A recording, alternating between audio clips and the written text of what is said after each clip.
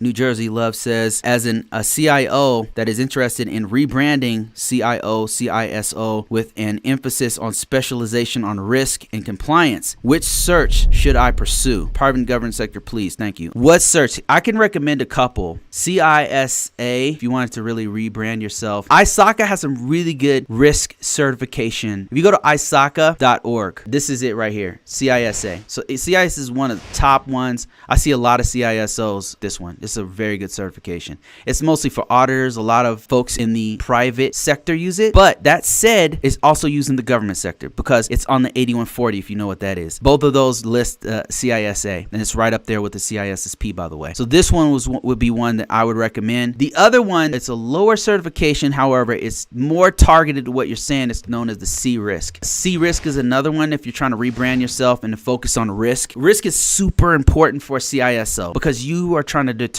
where the organization is focusing your time, money, and energy. So it's very important that you can target where the main risk is. What's the most likely attack vector? So you're not chasing windmills. There's so many things going on in your organization, especially if you're in a large, important organization where everything's on fire, right? Everything's a problem. If you're a CISO, if you're a director, you know exactly what I'm talking about. Everybody thinks everything's a fire, but there's only certain things that you really need to pay attention to. And that's where risk really pinpoints and says, this right here is where you need to focus all your time on. Risk, C-Risk is a good one from ISACA. And this is actually a pretty easy certification. Don't take my word for it, but from what I've heard in the industry, this one's not that hard. And I don't think it's that expensive either. It's cheap, it's easy, and it's highly sought after. CISA is, if you're looking at money, you're trying to make that bank, CISA is much better than C-Risk. You can check out Indeed.com. We'll show you what I'm talking about as far as marketability. Let's give this context. We already know CISSP is an awesome certification, but CISM is more for managing type stuff. That's the focus of it, right? And of course, it pays pretty good depending on what place you're at. 24,000 jobs. That's not bad. That's in the last like 90 days or something. Now let's type in CISA. CISA is a good certification. Not up there with a CISSP, but it's pretty good. You got about half of that, 11,000 jobs. And these are pretty high level jobs, senior, auditor. They're looking for mostly auditors and stuff. I would say CISA. Let me look at CISM for you. A lot of managers have that one, like a lot of my managers. But the guys who are real good at risk, the guys who are focused on risk, they have either a CISA or a C-Risk. Look at this one, 7,000 jobs. That's a CISM. CISM is a highly sought after